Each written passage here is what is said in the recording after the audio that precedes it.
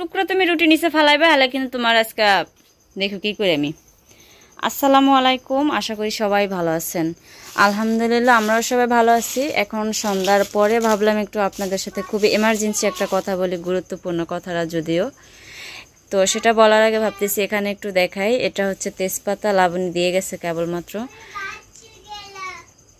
বুঝি না তুমি বস, আমি আসতেছি। চাটা বানায় খাওয়া যায় এই জন্য। তো আমি এখনই 2টা পাতা দিয়ে একটু চা বানাবো, রাতে আর আমার পাতা শেষ হয়ে গেছে। তুমি হাত সরাও। সন্ধ্যার পরে ও কান্না করতেছিল রুটি খাইবে এই জন্য। তো আমি এখানে রুটি এনে দিছি 2টা, আর কেক এনে দিছি একটা। রুটি একটা সাফওয়ানের হাতেই আছে। আটা নিয়ে আসছি 1 কেজি, আর আধা কেজি পেঁয়াজ নিয়ে আসছি। আর এই পেঁয়াজটা আনা হয়েছে শুধুমাত্র একটু দেখা যায় ডিম ভাজতে হয় বা একটা কিছু ভর্তা করতে গেলে তখন প্রয়োজন হয়, এই জন্য নিয়ে আসছি, বুঝি না।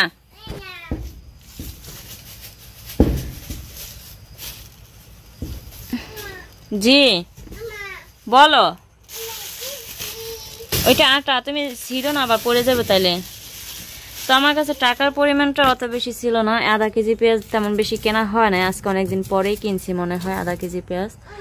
থাক, একলা মানুষ, এটাই অনেকদিন চলে যাবে। আর যেটা ওই যে ব্লেন্ডারে করে রাখছিলাম সেটা দিয়ে তো হয়ে যাবে। তো আলু শেষ হয়ে গেছে। কি হয়েছে তোমার?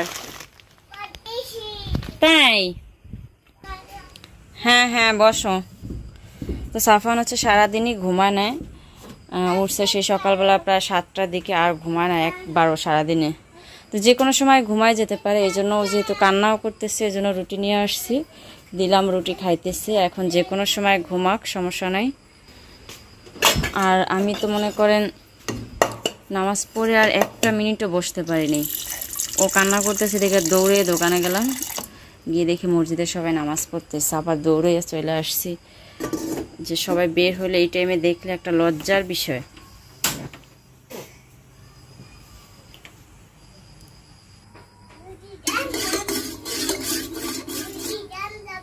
ডুডি ড্যাম আম্মু আসতে আসছি, দাঁড়াও। মা পিঠা দিয়ে পাঠাইছিল, সবাই দিয়ে আমি অল্প করে পিঠা রাখছিলাম, তো সেই পিঠাও একলা খাইয়া শেষ করতে পারিনি। এই তো এতগুলো রয়ে গেছে, আমি বক্সের ভিতরে রাখা রাখছিলাম বাটিতে করে, যাতে এটা শক্ত না হয়ে যায়। তো এটার ভিতরে আটাটা রাখতে হবে। ওমা, এটা দিয়ে আবার ভিজা। কি করছে তুমি? ছিদ্র করছে না কি উপরে দিয়ে করছে? বোকা। সব কথা একটা ভালো কথা কইলেও কইয়া দিব, এমনি উল্টাপাল্টা কিছু করলে সেটাও কইয়া দিব। আমি কইছি বোকা, ও না আমারে ওকা তুমি বোকা। এরম করো গা তুমি সাফওয়ান। বাটাটার মুচ্ছে আমি একটু খাটের উপরে রাখছি আর ফিক্কা নিচে হালাই দিছি। তো বাটাটা একটু মোটামুটি ভিজা ভিজা, যদি আমি মুচ্ছি তারপরে যেন কেমন মনে হইতেছে, এই জন্য পলিথিন সহ রাইখা দিলাম। দিতে আসি তো পালাম। বেশি করে খাইবা? আচ্ছা।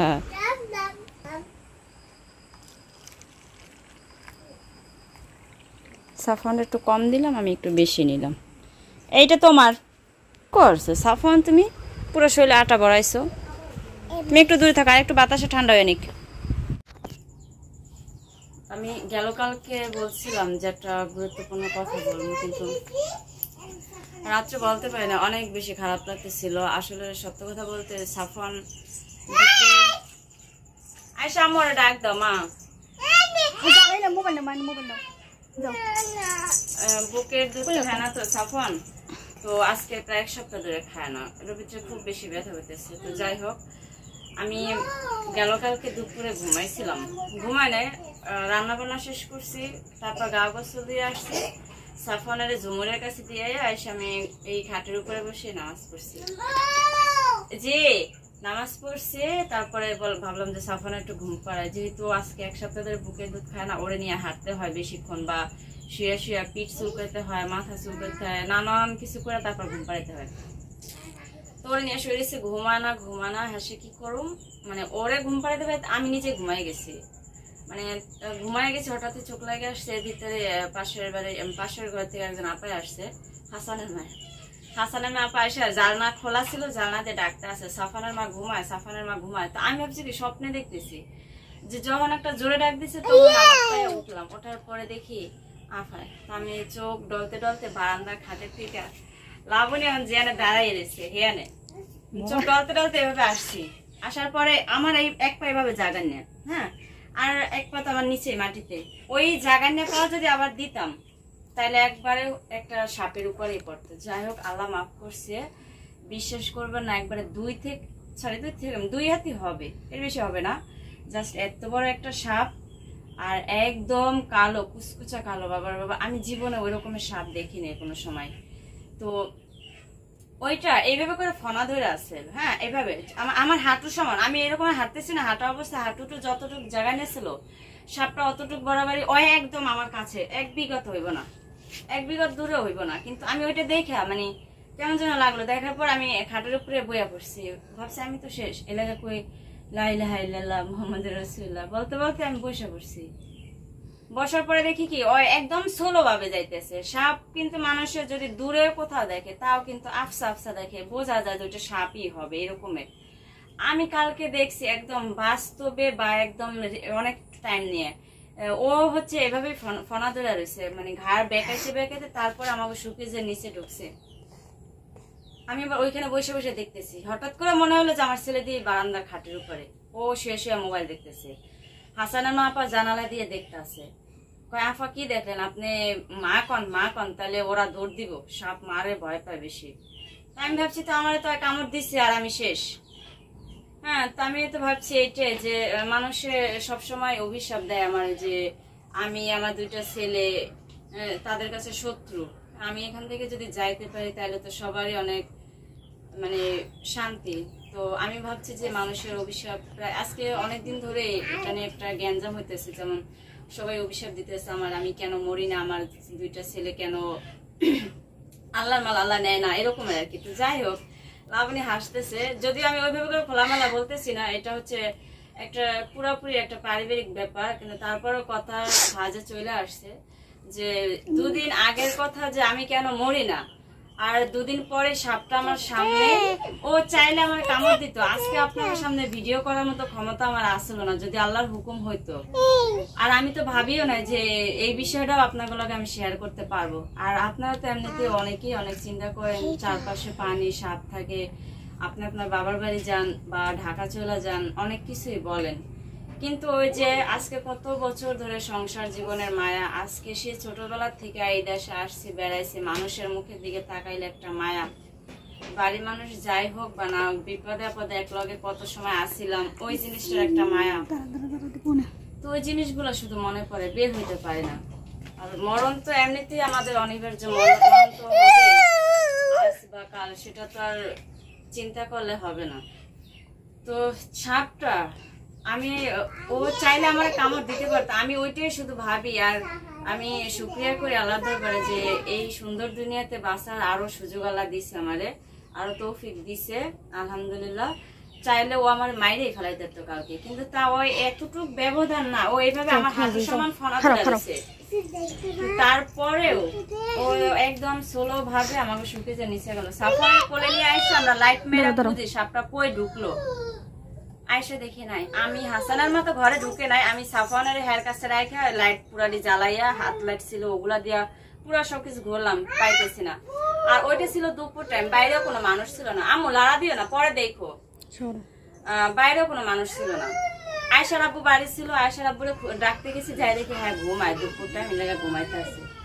যাই হোক আপনারা অনেকেই অনেক কিছু বলেন, তারপরও রাতে আমরা এই মাছ ছেলে আবার এক ঘরে ঘুমাইছি, আল্লাহ বাঁচাইছে এবারের মতো, হয়তো শুকরিয়া করে আল্লাহ দরবারে। ওলা কই মোবাইল লই গেছে, আবার ওই ঘরে গেছে নি দেখ, মৃত্যু যদি আসে কেউ তো আর ঠেকাতে পারবে না, সিন্ধুকের ভিতরে আসবে, আছে ওইখানে গেছে, সিন্ধুকের ভিতরে মৃত্যু আসবে। তো কথা হলো এটা যেন আল্লাহ ইমানের সাথে মৃত্যু দেয়, এইটাই। মোবাইল হাতে রাখ। হ্যাঁ, আর এইটুকু দোয়া করবেন যে আমি মৃত্যুর আগে যেন আমার ছেলে দুটারে প্রকৃত একটা খাঁটি মুসলমান বান্দার কাছে দিয়ে যেতে পারি, যে আল্লাহ মালিক ছাড়া তার ওদের কেউ নাই, কিন্তু একটা মানুষের হাতে দিয়ে গেলাম, যে মানুষটা আমি মরে গেলে ওদেরকে লালন পালন করবে, বড় করবে, সবকিছুর মালিকই আল্লাহ।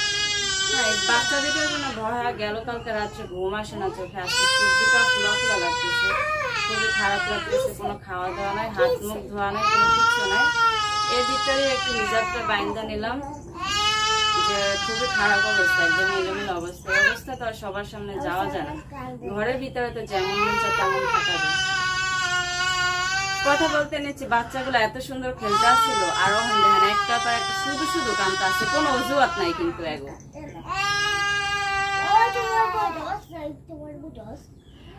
আচ্ছা, তো সবাই দোয়া করবেন এটাই যেন মৃত্যুর আগে আল্লাহ ইমান দেয়, হেদায়েত দেয়, এটাই হচ্ছে কথা। এখন পর্যন্ত ওই পাশে ভয় আমি যাইতেছি না, আমার চালের ড্রামটা ওই পাশে, কিন্তু তারপরে সব খুঁজি কোথাও পাইনি। তো হচ্ছে হাসানের মাপ আমার বড় জেলে, হ্যাঁ সবাই কইছে মরিচ পোড়া দাও ঘরে, তো মরিচ টরিচ পড়লাম, যে গন্ধ পাইলে ওরা যাইবে, যেহেতু তুমি কোনো ক্ষতি করো না এই জন্য তোমারও কোনো ক্ষতি করে নাই।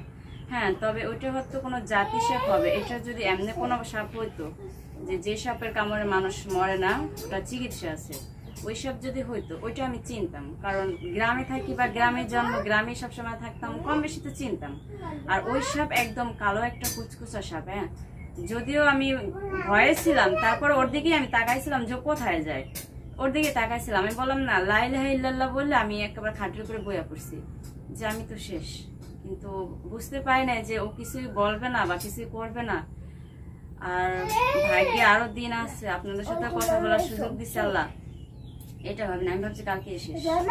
হ্যাঁ, তো ভাবলাম যে আমি আমার ভাই বোনের লাগে শেয়ার করি, কারণ সবকিছুই তো আমি আপনাদেরকে বলি, এটা অনেক বড় একটা বিপদের সংকেত গেছে, এটা যদি না বলি তাহলে হয়তো খারাপই দেখা যায়। এর ভিতরে সালমানের আব্বু এমন একটা মানুষ জানেন না, হ্যাঁ কিন্তু ওই টাইমে কল দিছে, তো বলতেছে সালমানের আব্বু আমার ঘরের ভিতরে আমি হপাই একটা সাপ দেখলাম, তো হ্যার ফোনে ব্যালেন্স নাই, আমার ফোন দিয়ে আমি ব্যালেন্স মানে ব্যাক করছি, হ্যাঁ তো বলতেছে আচ্ছা দেখো যা করো সাবধানে করো।